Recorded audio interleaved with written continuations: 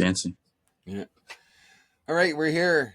Canada Throws Podcast, Season 2, Episode 7. This week's going to be a little bit different. This past week, we lost a fantastic member of the cornhole community, Nick Cassidy from St. Thomas. He passed away suddenly on Sunday. And I'm sure everyone that met him liked him. I've never met anyone that didn't. You can see the outpouring of love all over social media this week. League after league doing different kinds of fundraisers for Nick's family to help him with the costs associated with something terrible like this. So tonight, me, obviously, Rammer and Biggs have been friends for 25 years. Cory's also been his friend for a long time. So we've invited Cory onto the show. And, really, we're just going to pay tribute to him. To a fantastic guy and a fantastic teammate to you guys. What that was a weird one already right off the jump, eh? Yeah. So I think one of my favorite things about Biggs, he was always laughing and smiling, but I remember Jude doesn't watch this podcast, so I can tell this story with no problem. But the first conference event last year, right? There wasn't a juniors event. So Biggs, you guys decided Biggs is going to play Jude for the on mini boards for the junior plaque. So Jude was fucking dead serious about this, right? Because he was getting ready to bring that plaque home, and he was pretty sure Biggs wanted it too. So I remember they started playing, and Jude's just sweating. And Biggs is trying to throw it off the back of the board and just keeps banging airmail after airmail. And he can't miss. And he had a huge lead up on Jude, right? Yeah, and it was right in front of your guys' director's table. And he just kept looking, and then Jude would be like, and Biggs kept looking over at it. It's like, geez, what am I gonna do here? So finally, Jude settled down. Biggs threw a couple off the back, and Jude was able to win it. It's upstairs right now. Nice. But, I mean, that's the kind of guy that he was, right? Yeah, I think anytime he showed up to events, whether it be cornhole, baseball, disc golf, kind of seemed to be in that kind of mood where, he's looking to have fun. He definitely wants to win too. He's a very competitive guy, but at the same time, like he's looking to crack jokes and have fun, especially away from whatever that game was. So if it was off the diamond while you're sitting in between games, or if you're off the boards waiting to play, or in between events or anything like that, yeah, he's always cracking jokes and pulling ribs on people. So yeah, that's his style. He's also one of the dedicated guys, right? Like, no matter what you want to do, where you wanted to go, what tournament we were playing in, cornhole, ball, like, you knew he was going to be there. Like, he always, made the comment that he never missed a league night. He never missed a tournament. Any ball tournament that Rammer would send out into the group chat with the guys, Biggs was the first guy, yeah, I'm in. Yeah, I'm in.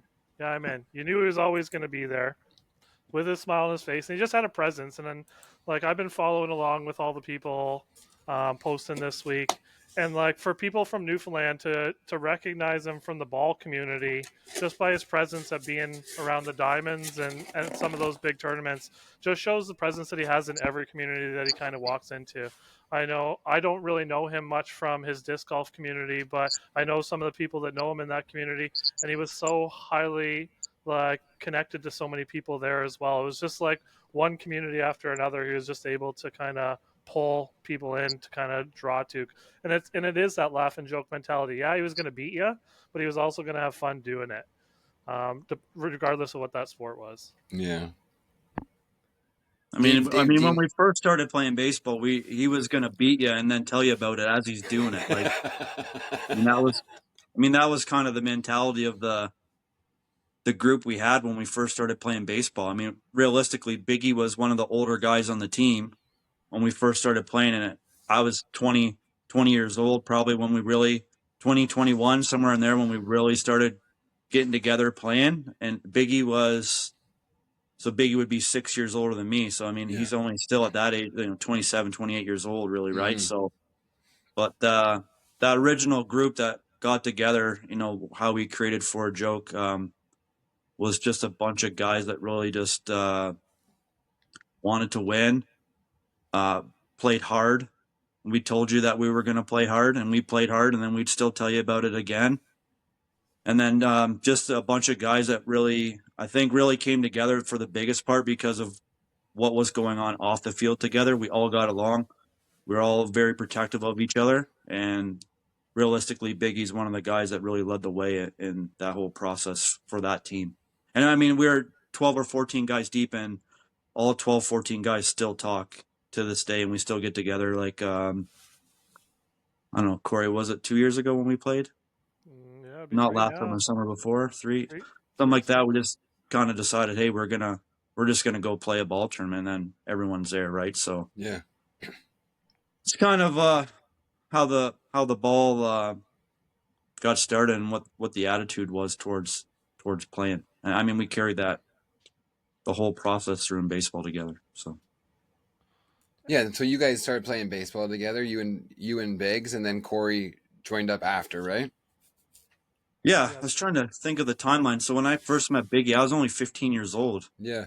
And it's kind of the story I told last night was like, met him at 15. And like, I mean, we didn't have cell phones really then. Like, not everyone had a cell phone, right? I'm being No. real. Like, Yeah, they yeah. didn't.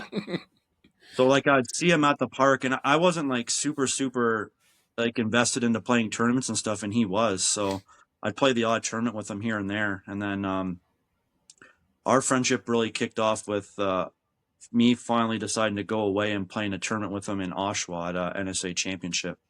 I think I was like 19 or 20 years old at the time. So that was a trip all in itself. And I told the story last night. Yeah. I'll keep it. I'll tell this one now. It's a good Yeah, one. go. And it's like one of the best ones. And he always tells it. I'll keep it short though. So basically they came and asked me to go play this tournament. And I didn't really know anybody on the team at that time, except for Biggie. And then I knew another guy. His name was Sean McLeod. We called him Mahawk. And I learned him I met him when I was a young kid playing basketball. They kind of brought me and my cousin along to go play with some older guys, just like free court play, right? So I ended up traveling with him. Like, so before we get there on a Friday, we're late. We get into a fender bender. Saturday morning, I got my buddy Shane trying to wake me and my cousin Johnny up at 5:30 in the morning for a 10 o'clock game. About 7:30 in the morning, I got a guy throwing beer bottles at my door trying to wake me up, a big native guy that we played with, James Seiler. We call him the Stallion. So, I mean, I'm driving with Mahawk too to add to it. Biggie's in the car, and like on the two things I missed last night. One was on the Friday night. I'm young. We're ready to go out. They're like, oh, yeah, we're going to go out. So one guy on our team named Juice, he's decided that we're going to go to this place called Rock Solid. Right. It wasn't a place for 14 straight males to go, if you know what I'm saying. But we didn't know. No. Well, that didn't last. That was one thing. And then right before the ending part I'm going to tell you is I'm in a car with Mahawk and Biggie's in front. We say, hey, we're all going to go grab gas here. And then, we get gas, and they say, hey, Biggie was driving with a guy named Todd Brown and Troy. And he said, hey, we know where the subway is, so just follow us. So we hop in the car. These guys proceed to do 5 donuts around the pumps, and Mahawk's driving, just following them. And Mahawk's got a temper on him, and he gets riled up real quick. So, I mean, we finally get to the subway. I walk up to Biggs, and I say, hey, Biggs, man, I hope we fucking win this thing tomorrow because this has been a rough weekend. He goes, oh, why, what happened? Like he didn't know. like he had no clue, right? Like, come on. So anyway, I said, I give him the rundown again, even though I already know he knows. He goes, well, with that shit-eating grin, he goes, at least it can't get any worse. Little did I know, when we get into the subway, he's at the front of the line. I'm at the back of the line. He turns to me. He's like, hey. I'm like, what? He's like, stop doing that. I'm like, what? He's like, stop doing that. I'm like, what are you talking about? He's like, looking at my Johnson with love in your eyes. I'm like, oh my. Packed subway with like 3 other ball teams in there. And I'm like, what the. And then 2 months later, we made a team and we rode together for 20 more years. So Yeah. I was a sucker for punishment, I guess. Yeah, I guess. Oh man. And then what, Cory, you joined the ball team a few years later? Yeah, so I joined a few years later after these guys, I'd say, had their glory days Yeah. with ball. But I actually moved back from Newfoundland, was looking for something to do, Right. gave up curling at that point in time, and said, "Hey, I played ball. Like, I'm gonna try playing slow pitch. I'm not playing competitive ball anymore." Rammer post on Facebook all the time, looking for this, looking for that. So I'm like, I'm gonna message this guy. I think he runs one of the better teams in the town, so seems like a good fit. So I message him. Rammer brings me out. Well, I hadn't really played a whole lot of slow pitch at that point in time, and Biggie and Rammer's brother are sitting on the bench, and Rammer's like, "What position do you play?" I was like, "Well, as a catcher in hardball, but that's not really fun in slow pitch, so I guess I'll play third base or whatever." And and so I went out there, and I don't think I picked up a ground ball all night. And Biggie and Kobe, Rammer's brother, basically looked down the bench at Rammer and was like, "Where the fuck did you find this guy? He hasn't opened his glove all night." Yeah. And I probably could have been the guy that they told not to come back at that point in time. I think if Biggie would have had his choice, he probably would have cut me that night. But since then, we've kind of, I say that we got to play in the glory days since, because I had an opportunity to win a whole bunch of things with Biggie from that day, some co-ed championships and league championships and stuff like that. But my time, and I probably wouldn't even be here today if I probably missed a couple more ground balls. But They were thinking about throwing you back as the catcher. I wasn't a good enough hitter in slow pitch to start that I wasn't going to get a catcher spot, so I didn't run well. I really didn't. I didn't really have a whole lot to bring to the team. So. Oh shit! So yeah, that's kind of my introduction to.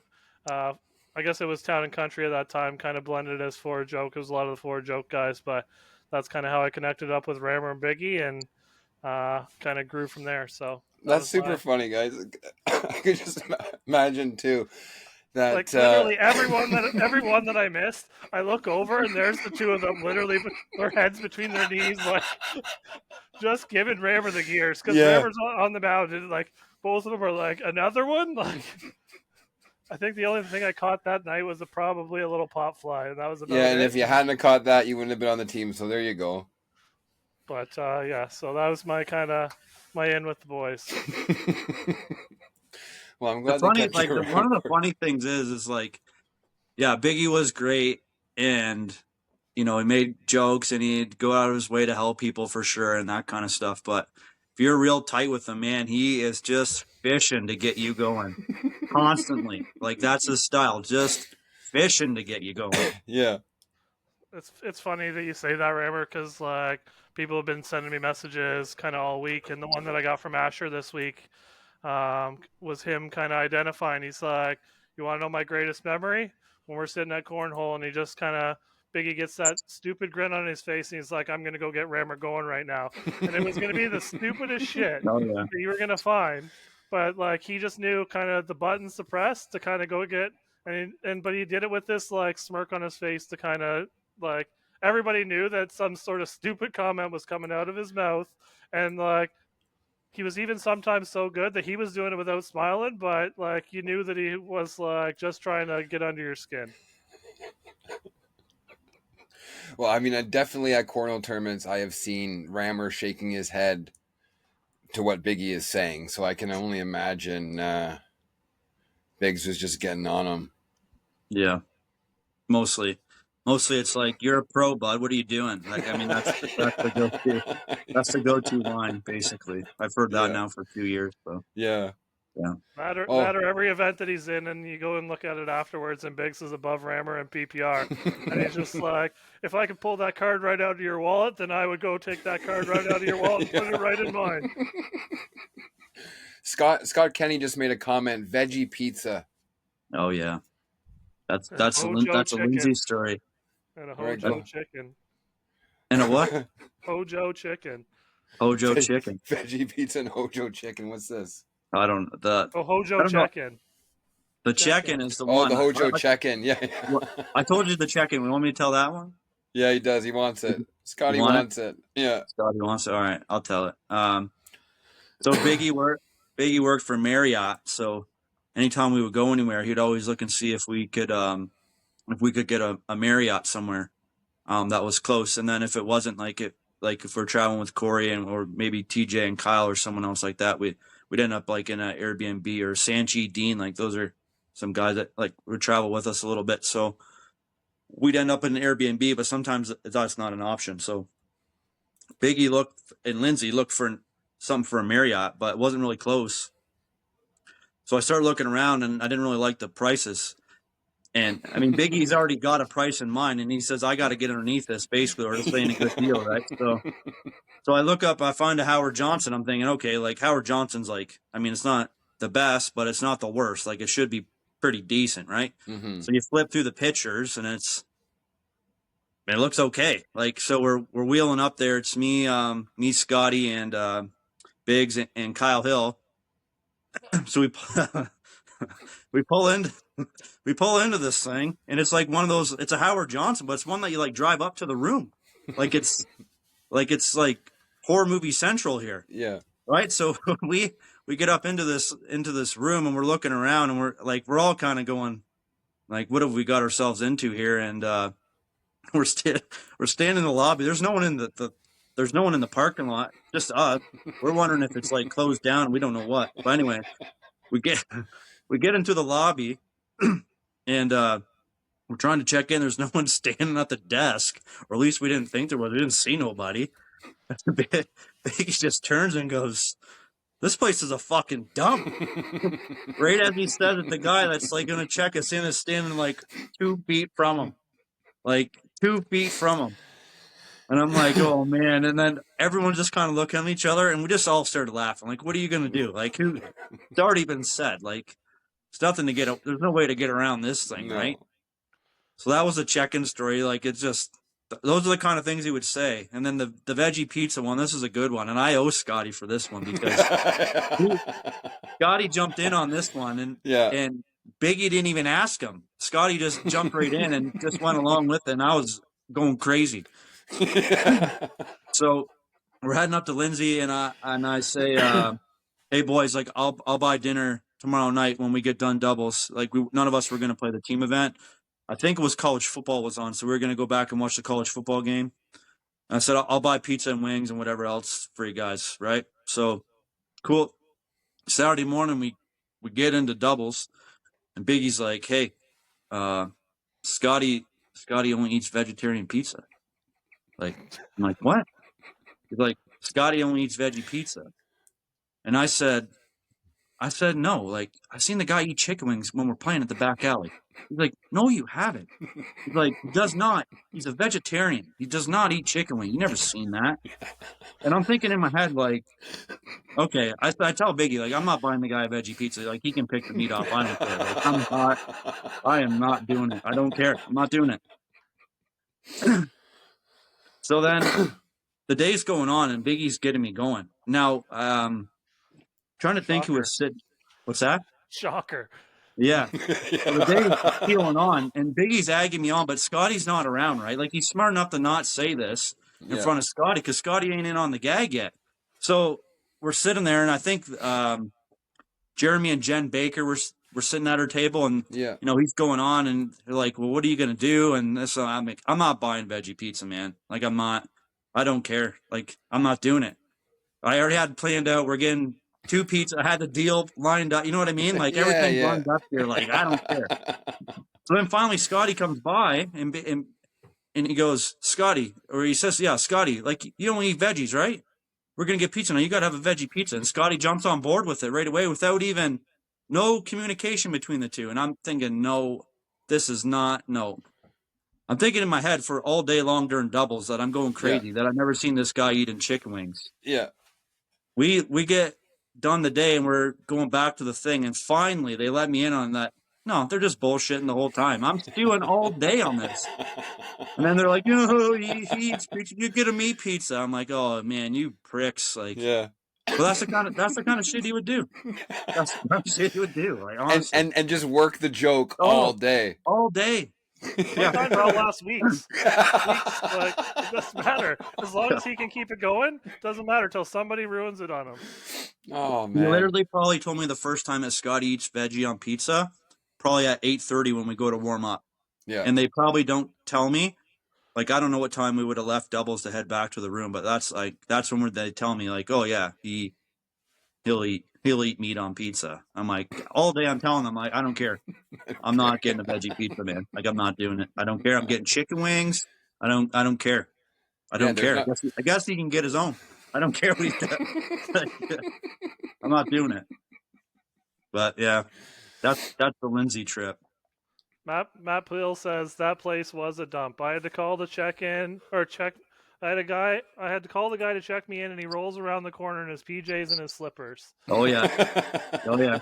And ask so Matt was there. So at night, we're just pissing around, like we're just hanging out or whatever. And Biggie is sitting there trying to convince me and Kyle Hill to go out to this igloo. Like there's igloo in the middle of this. Like the snow's all piled up on it, and I'm like, no, I'm not doing it. No, I don't care what's in there. No, you just ag you. I'm like, fine, I'll go. So me and Kyle are out there in our sandals in like 3 feet of snow, trying to figure out what's in this igloo. Nothing. Can't get in. It's locked. No idea. But we went out there in sandals and looked stupid for Biggie to laugh. Yeah. Did Biggie go out with you guys, or he just watched from afar? Out the door. There was like 3 feet of snow. I think it was a Saturday night, right? It was Saturday night when it really snowed bad. Yeah. Yeah. So we get back. We eat and whatever. While we're eating, he's probably already started to get honest about me and Kyle going to check out this igloo. And finally, we break and we do. Can't get into it. Can't see in it. Can't do nothing. Just an igloo with a light on in the middle of a snowbank. And our dumbasses go out there and climb it in sandals. Just because he worked here for about 6 hours to get you go there. Got me with veggie pizza and then gets me to go in the snowstorm in sandals. Yeah. Oh, man. All while he sat there and drank the Diet Dr. Dews. Oh, yeah. Crank back a couple Diet Dews and have his time with us. Oh, yeah, in Lindsay too, I remember. Yeah. I had a bunch of Diet Cokes in the back of my truck because they were charging, I forget how much they were there, but they were expensive. And I told Biggie, he's like, so I think it was a Sunday morning and the canteen wasn't open yet. And I saw he had the shakes a little bit. He's like, you still got those Diet Cokes in your truck? I'm like, yeah, go grab some. Yeah, definitely like to drink the Diet Dews. It was a necessity on a trip. Like when we went to Drummondville, the guy we had to pack pretty light. We took a train.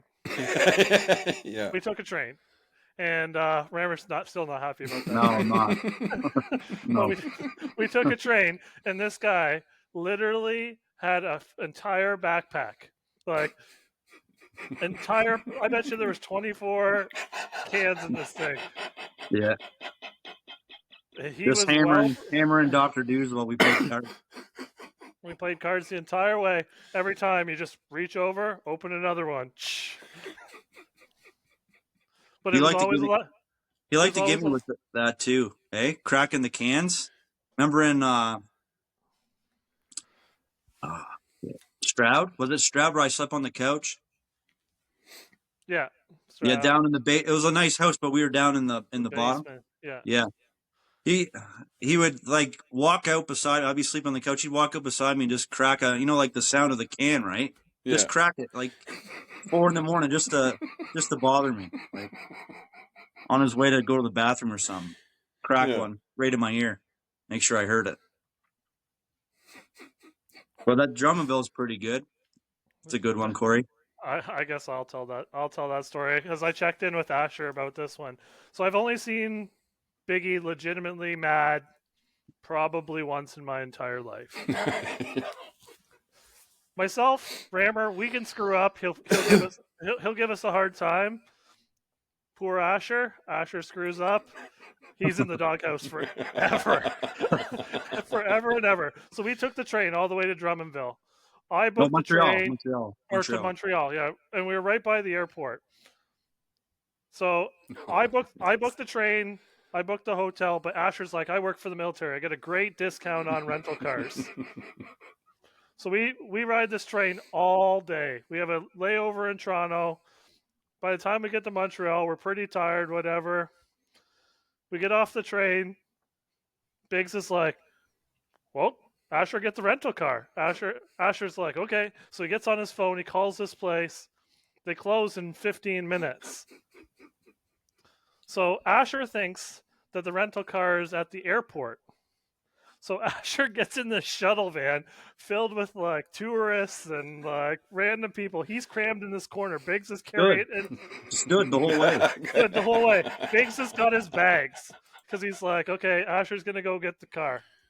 All of a sudden, I look it up and I'm like, Asher leaves. He goes in this shuttle van. He's gone. Yeah. He's gone on an adventure.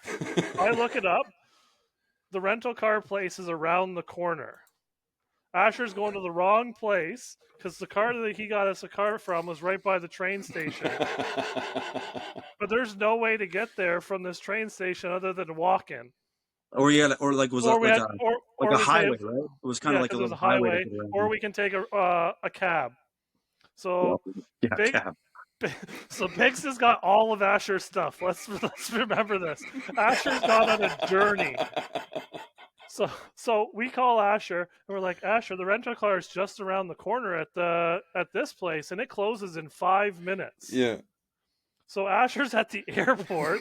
We take a cab. Well, they charged us $40 to drive us for about 4 minutes. Yeah. But the booking is under Asher's name. So Asher calls the guy, and the guy goes to the airport to pick him up. By the time that the guy comes back, Biggs is fuming because it's Remember- cold Remember when out. they We said, hadn't had anything to eat. Biggs is sitting on this bench outside of the thing. And then Asher pulls up with this guy that doesn't speak any English. The guy spoke zero English. Yeah. So the conversation on the way back had to be zero. Pulls up. Asher's got that stupid Asher grin that he's got on his face. And Biggs is like, I could fucking kill this guy right now. But remember they said they were going to give us a luxury car? Yeah. There's 4 of us, and they're going to give us a little 2-seater sports car. I'm like, Asher, that ain't going to work. Yeah. Like, you see the size of, I mean, we're all 200 pounds plus. I mean, it ain't going to work in a sports car. Two-door sports car, and that's what they were going to give us when the guy comes back, and Biggs is like, hey, Asher, you think that I'm going to look good riding shotgun in your sports car? Oh, I remember you guys had that little SUV, didn't you? Oh, yeah. Yeah, like crossover or something, yeah. Crossover. Yeah, you were still crammed into that. But Yeah. Biggs only rides in the front seat. Only ever ridden in the front seat. That is the only time in my entire life of knowing Biggs that Biggs sat in the back seat of the car because he was that mad at Asher. Because he was like, if I sit beside this guy, I might just like haul off and punch him right square in the head. So he was the only time that he sat. And the entire time, to Drummondville from Montreal, Biggs didn't say a word. And that is not like Biggs to ride in the car and not have a shirt for anybody. Anytime you tried to engage him in conversation, he's just like, fuck you, Asher. Well, and you know what? Him and Asher did really well in that event, though. So whatever. The Maybe that's what 800 they Club. Yeah. The 800 clubs, and that'll always go down in history to me as the 800 club. If you do well enough in singles and doubles in that point structure, Biggs gave myself and Rammer the gears all of last season.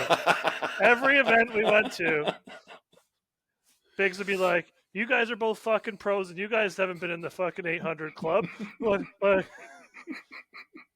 yeah, They did quite good. I don't even know what they ended up finishing. They might have got in the top 10 maybe there. it was Oh pretty no, they high. did. They were. I think they were Oh yeah.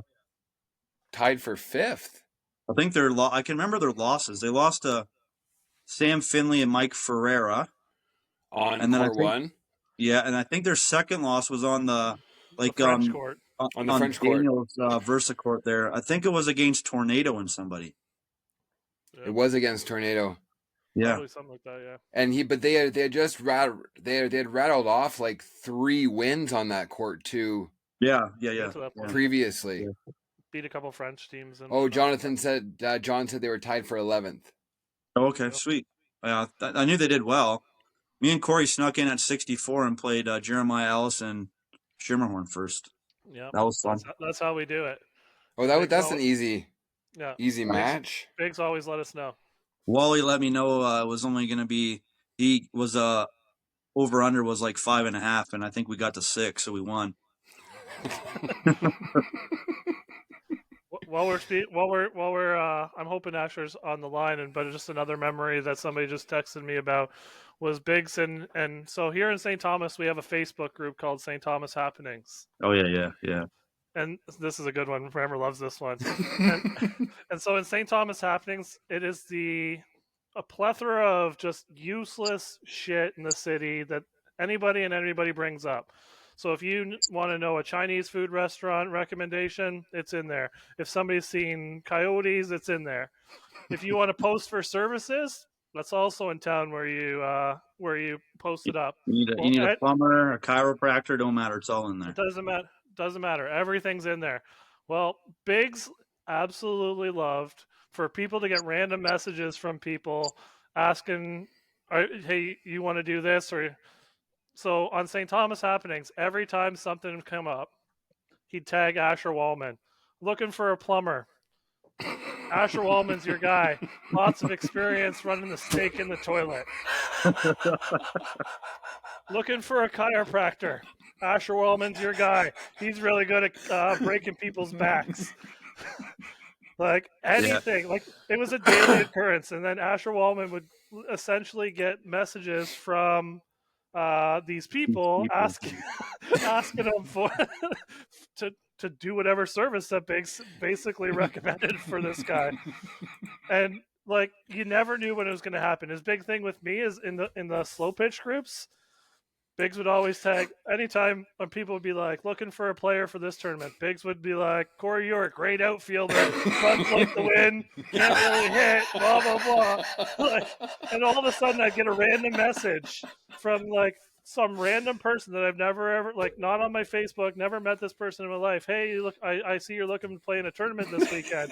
And then all of a sudden Biggs would message me and be like, hey, you get a message from oh, looking to play this weekend? Or he'd be like, oh, so I hear you're playing in a ball tournament this weekend. I'm like, no, I'm not playing in a ball tournament this weekend. He's like, oh, saw it on this group that you're playing with this team. He was famous for that. And poor Asher got the brunt of this. Asher has so many skills that you would not even know because of St. Thomas Happenings. Yeah, every day. That's an everyday thing for like months and months and months on end, tagging Asher and that stuff, like non-stop, every day. Well, I guess like when a guy works from home, he's got that extra time, eh? Yeah. Yeah. It got so bad for Asher, he had to move out west. Yeah. It would not surprise me to the day that he would have went and joined some sort of BC like buy and sell thing and still been tagging Asher Wallman in whatever. Like just to keep it going. Yeah, for sure. Absolutely. Oh man. So people said that Biggs and Asher were the highest Canadian team. All Canadian. Beat Craig and Robert Ayers to get to that point. Yeah. I remember they were on fire. Yeah, they ran it. They're pretty good. Yeah, it's nice. It's nice seeing some of the tributes. I saw Geoff Colbert posted a video today of Biggs scoring a 6th spot on Hensby, but Dave Dean was telling me a funny story, and then because Dave Dean is a bit of a hobbyist as well, like Biggs was, so Dave was really into disc golf. And it was the first conference of 2023, I guess.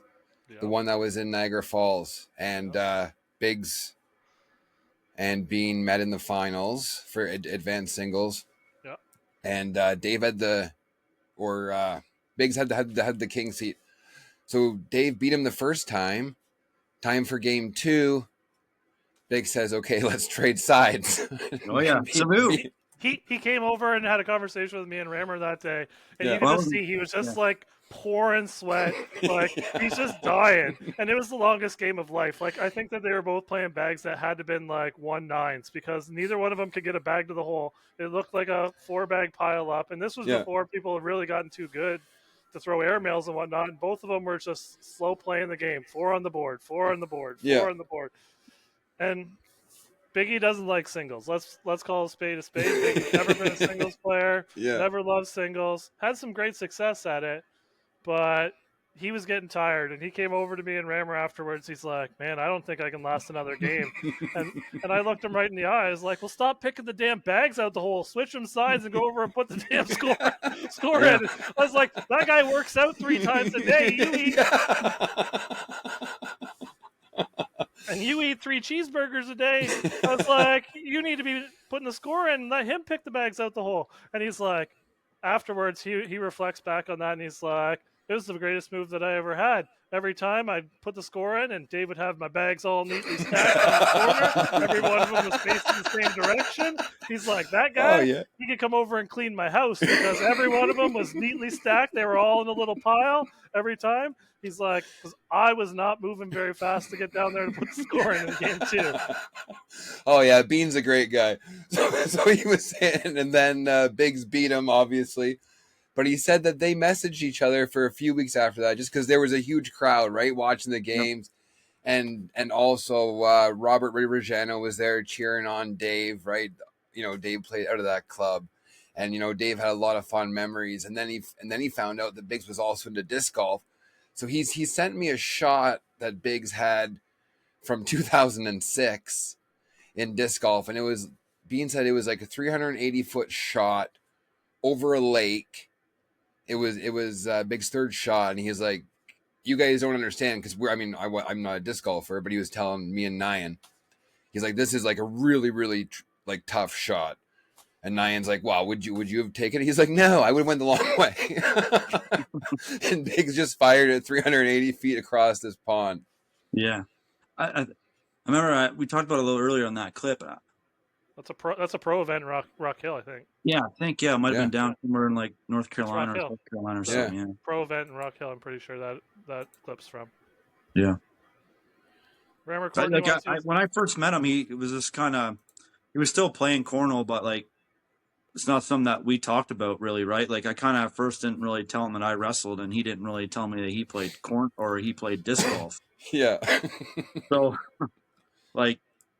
That's what it was. And then you find out after, like he was good. Like he was really good. Yeah. So. He was good at everything. Like even like people were like, how bowling, was he? Pitch, like it didn't matter what he did. Like he excelled at it. Like people always ask me, well, how good of a ball player was Biggs? And for the people that kind of understand slow pitch, like Biggs could hit, and Biggs like. The guy didn't get out. The guy didn't run the bases, and he would never want to run the bases. But like he strategically would get himself out in situations where it wasn't going to hurt the team because he didn't want to end up using a courtesy runner. But the guy was an on-base like machine. But I to kind of tell a ball story, I took Biggs to a provincial championship with me back years ago, and so it was a warm day down in Niagara Falls, and playing back-to-back games, but we had multiple people on the team that needed courtesy runners, and Biggs and at a provincial championship, Biggs didn't all of a sudden want to get himself out in some of those situations, and so a couple of times we got to the end of the game, we didn't have any courtesy runners left, and old Biggs had to run around the bases, but we played 2 games in the scorching heat, and then all of a sudden he's like, "Cory, like, if I'm going to play anymore, you got to drive me around." I was like, "What do you mean drive me around?" He's like, I'm dying here and I don't got anything more in me. And so I literally had to put him in my car, and I drove him around the city of Niagara Falls in the air conditioning because he was dying. Like he was literally like the sweat was just pouring out of him.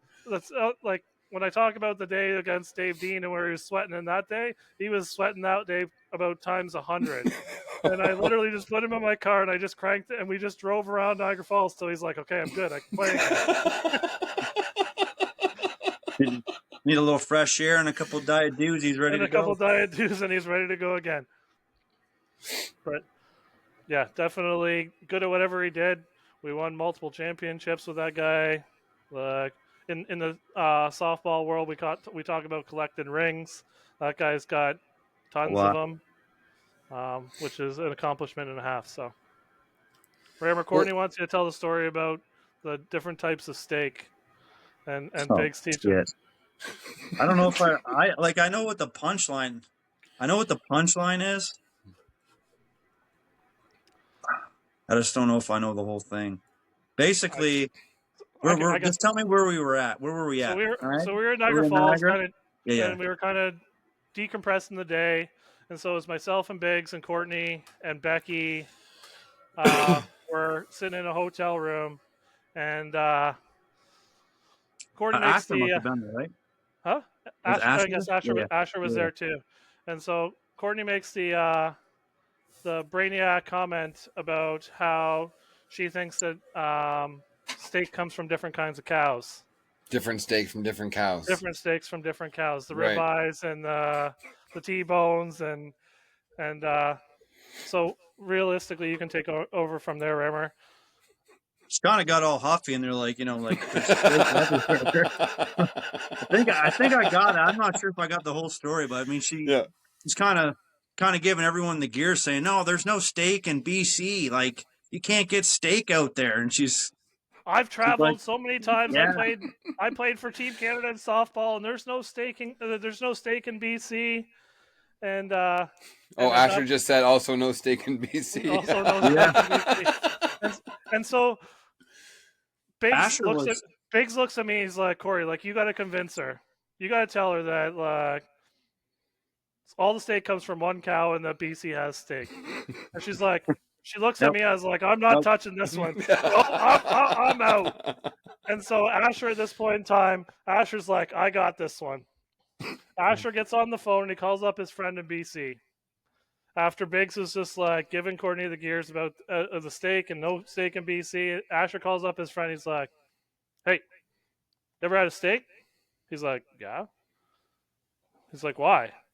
Is there steak in BC?" He's like, "Yeah, why?" He's like, "There's steakhouses all over the place."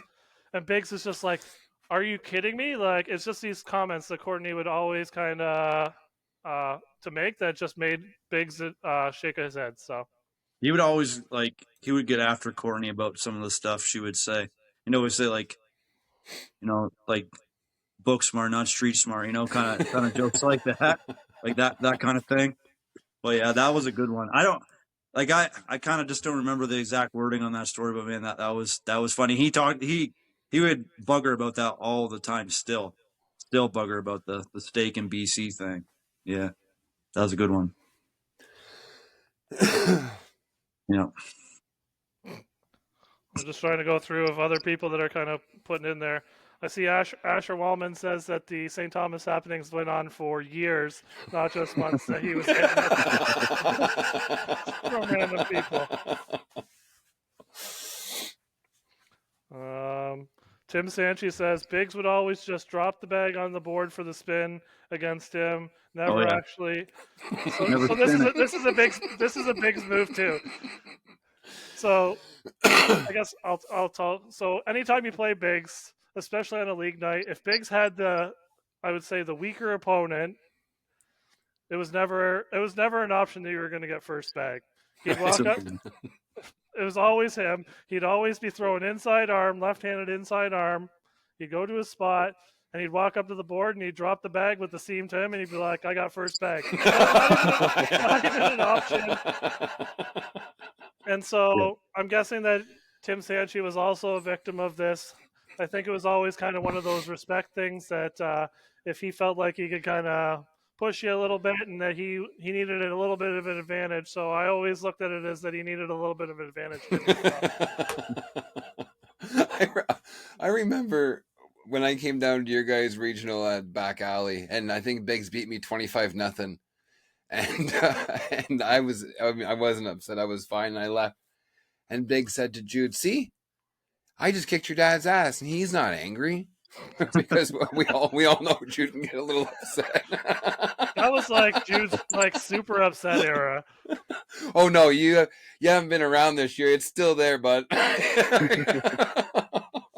When he came down to the back alley that day, he sat up on that stage and he was mad that Oh, day. he was fucking mad. But you know what? What happened, fellas? We got him a couple pounds of wings. Then off we go. Yeah, He's good to sorted go. him right out. That's what Yeah. Biggs would always say. If he saw Jude getting upset, well, you say that too, Rammer. You need to get Jude some wings. Yeah. We had a pretty good little dinner at the Place in Drummondville. That place was Yeah, a we pretty did. good little spot. We went. Yeah, that was a good Yeah. little dinner. What was it called again? Oh, probably something in Cage? French. Something Cage? Le Cage? Yeah, Le Cage. Yeah. That was a good Well, spot. and they had the Habs game on for Biggie, so that was Yeah. perfect. So Yeah. the one thing that you can always count on when you travel with Biggie is that you're always going to find good eats. Like, regardless of where we went, Yeah. the guy knew where the nearest barbecue was kind of our thing. If Yeah. there was a barbecue place around, we would find it. Or if there was a rib fest within 200 kilometers of the event that we were going to, Biggs would know that it was going on. We always I would say that we always were traveling to eat, not so much traveling to play cornhole. Definitely, we planned out more of where we were going to eat, sometimes more than what we were going to do for our cornhole plans. But definitely had some good times and some good foods at different places because Mr. Biggs would always find the local hot spots. Would he remember where you guys were by what you guys ate Yeah. in certain cities? Yeah. Yeah, like you go anywhere near Stroud, he remembers that we ate at the Rib Fest there. Right. You go anywhere near there. Or if it was like, I guarantee if we went to Drummondville this year, he would have been like Le Cage. Cage. Yeah. Remember? Like, When we go to Newfoundland, he wanted to go to the same spots that he went the year before because he knew what he had and he knew it was good. And like he wanted to go to like Chester's or the Duke. That's where we ate, or I forget what the other place was. It wasn't really the fish place, Corey. It was the other one when we first got off the plane the first time around there. the first time or the second Yeah. time we went? The first time when Megan was with us. Oh, Jungle that's, something. Jungle Jungle Gyms. Jungle Gyms, yeah. But we always had to go to the place called the Bigs. Yeah. Where In I Newfoundland, know yeah. in Newfoundland, and I saw that Meg shared that picture. Yeah. He definitely was. It was a soft spot for him because it was the name of the place, but he also enjoyed the food. Good food, and you could gamble, and like you could. That's the one. That's the one. His right? two Yeah. his Take two it on favorite one side. things. Yeah. Got, like slot machines. You can like play while you're waiting for your food. I don't know. It's kind of weird. I've never seen that before.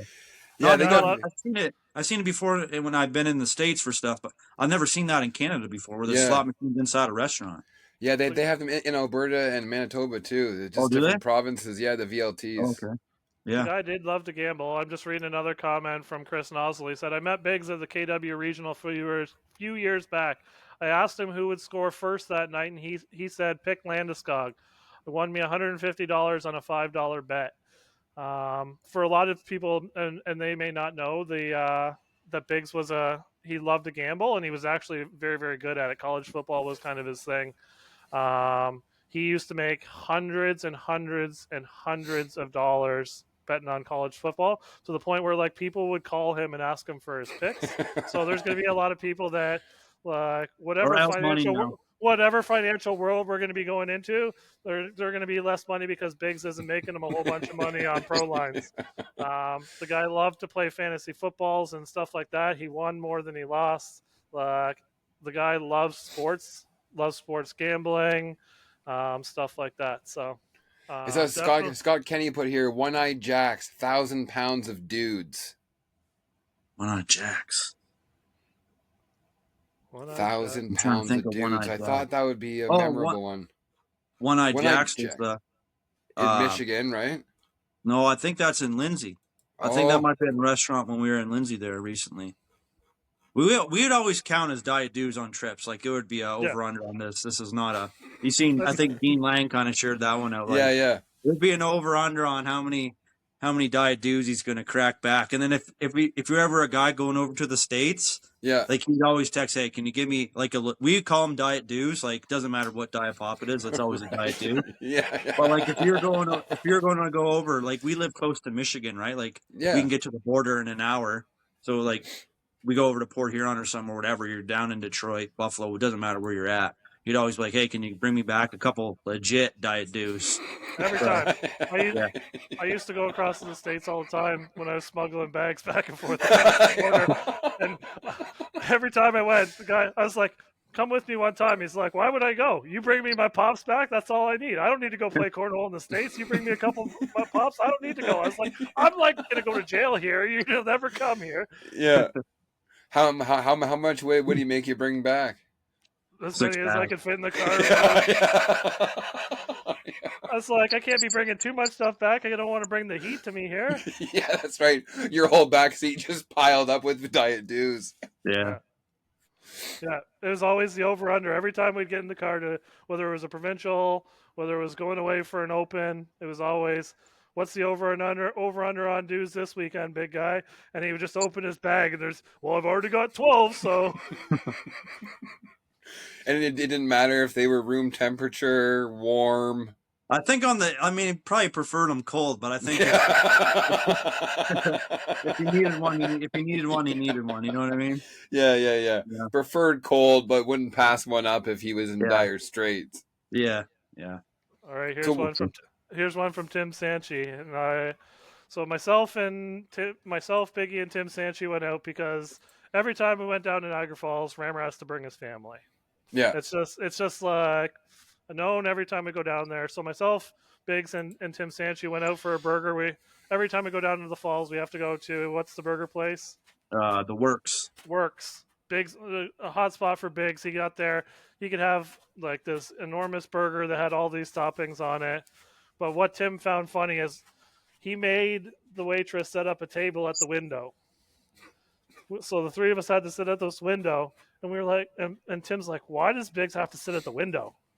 And then, so Biggs heard Timmy ask me this, and so he's like, well, we got to be able to watch when Rammer walks by with his family, because I got to give him a hard time. We got to know when he's done going out and getting his wax hands. Biggs loved when Rammer would travel with his family and give Rammer a hard time, because Rammer would have to spend about twice as much money as we did when we go away on weekends when his family would come, because the kids would need to go for wax hands, and the kids would need to be taken to the amusement park, and they would have to go do this, and they'd have to go do that. And Biggs would always say to me, he's like, the whole thing for me and you's pretty cheap, but Rammer's not got to be broke.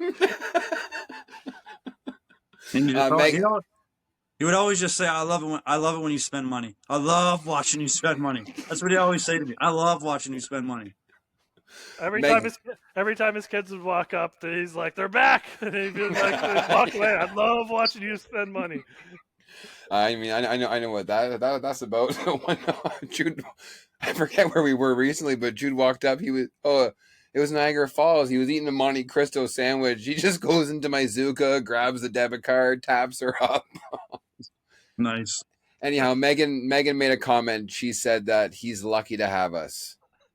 Yeah. Sam Taylor says that there's going to be lots of people that are going to be screwed over for their fantasy drafts this year because they. Like, I think that he probably could have quit his job and just like been a consultant for people's fantasy drafts and probably made enough money to live. Oh man, this is great, guys. You know what? Sometimes it's too bad that something bad has to happen to remember all these things, eh? Yeah. I mean, we have a lot of good friends in cornhole, not in cornhole, in life, and sometimes you don't even tell them what they mean to you, and it's too late. I think, and I've made that comment to multiple people this week, Geoff, is the fact that I don't think that he even realized how well respected he was in the communities that he ran in. Like, he touched a lot of people, and everybody kind of has their own big story, and the thing that they kind of, their connection that they had with Biggs, like watching people post things this week, like when you got to know him and like sitting there at the director's table with him running league nights or tournaments and stuff like that, that guy's phone went almost constantly because he was connected to so many. The tiniest phone. Oh, like 40 years old. He bought the first cell phone in history and still had it. Like an iPhone 2. No case. Like the guy dropped the No thing. case ever. No I case know. ever. But this thing didn't stop going. Like the buttons had to be like literally smashed to pieces because like he'd sit there and he's out playing and the thing would just be going bzz, bzz, bzz. But he had something with everybody. Like I saw posts from different people here in town that know him from ball and like league people and whatnot.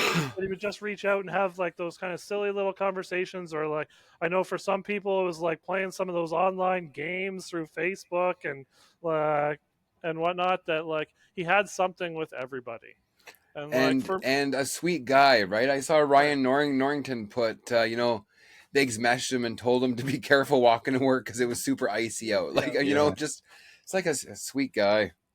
Yeah. Like for me and Rammer, like we were lucky enough to kind of get to travel with him, and like I bet you we could probably go on for another hour of dumb stories on the road.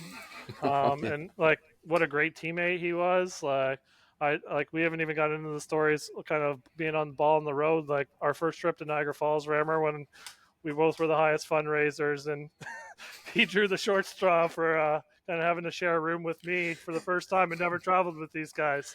And Cory, so we're not going to get into it, but Cory sleepwalks, okay? And Biggie didn't really know Cory, so I mean, there's something there. I'll tell this. I guess I'll tell this. Yeah, go on, tell it. So, never traveled with these guys and so Rammer signs us up the first year that I start playing with them. I guess I played the league year with you guys the year before, and then the second year we kind of made a team to kind of go play some tournaments. Rammer signs us up to go into this May 2-4 tournament down in the Falls. Never traveled with these guys yet, really, before. And so how we always did it with the team is if you fundraise the most money, you got first pick on the bed when you got to the tournaments when you're in the Airbnb. So we get to this place that we book. It's got like 10 beds in it, but like they're all queens, or I guess there wouldn't have been that many beds, or what, maybe 8 beds or whatever. Yeah, but it was fair size Airbnb. It was a big place, but like there was 2 single beds. And so Biggs had the most fundraising money, and if you want somebody to fundraise you money, the guy could do it. I had the second most fundraising money, so Biggs walks into the house and he's like, "I'm taking this one." I was like, "Okay, well, I'm not sleeping and sharing a bed with somebody else, so I'm taking the other single bed." They were in the same room. And so the elephant in the room is when I've been drinking, I have the tendency to potentially sleepwalk. I didn't tell him this. I kept it to myself. So the first night, as you would, as I would, because I probably wouldn't have been a welcome roommate at that point in time. And so the first night, we go back to after having some drinks or whatever. We were out having a good time. That's what we did for some of these softball tournaments. Sure. And so we go back to the room, and so I close the door and then I put my bag in front of it. Biggs looks at it. He's like, "That's kind of weird." But I didn't think anything of it. And then like Biggs, every time he goes to bed, he's sitting in his bed, he's on his phone, whatever. So I go and I lay in the bed, I start falling asleep or whatever, and then I sit up, put my feet on the ground, and I walk over and I'm just staring and looking at him. He's like, "Yui, what the fuck are you doing?" Turn around, go back to bed. We play ball. He doesn't say anything to me the next day, not a word about it. Second night, we go out again. We have some drinks, probably too many drinks that night. Come back to the Airbnb, walk into the bedroom. He's laying in his bed. I walk in, put my bag in front of the door. I lay back in bed, probably 15, 20 minutes later, fall asleep, and then I sit back up, put my feet on the ground. I walk over, I'm staring at him again. And he's like, "Yui, what the fuck are you doing?" Turn around, walk back, got in my bed. Didn't hear anything from me for the rest of the night. And then fucking he wakes up the next morning, we're having breakfast at the house or whatever. He's like, "Yui, what are you doing?" I was like, "What are you talking about?" He's like, "You were like walking and staring at me over." I was like, "Oh yeah, I probably forgot that, should have told you that I sleepwalk." He's like, "Fucking, you're the new guy on the team. The least you could have fucking done is sleepwalk." And to this day, he's not fucking. If I find it like again in a new relationship, he's the first one to fucking out me with every relationship that I've ever been in. He walks up, he's like, Guy sleepwalks. Just watch out. Just He's watch like, out. I'm giving you the respect that I didn't get, and And he won't like. He wouldn't. That was. I don't think he shared a room with you after that, did he, Huey? He's like, nah, I'm not. I got never. my own. I'll get my own room. Oh, cornhole. We ended up sharing every time you bring your family. Oh, a hotel, like a hotel. Hotel room, he would. But if it was like an Airbnb, nah, not going 2 beds with Cory in there. He learned his lesson. We just don't drink when we were on the trips, and they don't sleepwalk. Oh man. Yeah. Tim Sanchi has another one here. The one tournament, me and Cory was in the same rooms, and Big says, "Don't be scared if Cory's at the end of the bed staring at you in the middle of the night."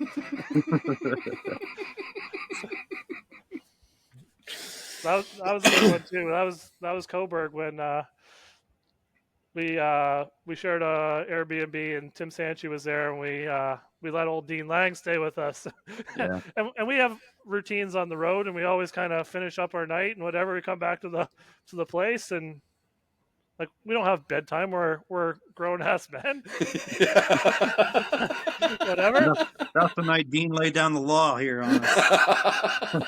Not many people put Biggs in his place on the road, but Dean Lane, and he looked at everybody square in the eyes that night. We're sitting around shooting the shit, like we got back from dinner or wherever we were.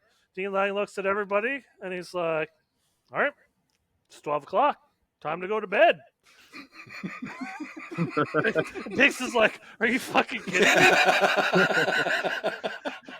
Sure enough, Dean's like, "Gotta play cornhole tomorrow. Everybody's gotta get a good night's sleep."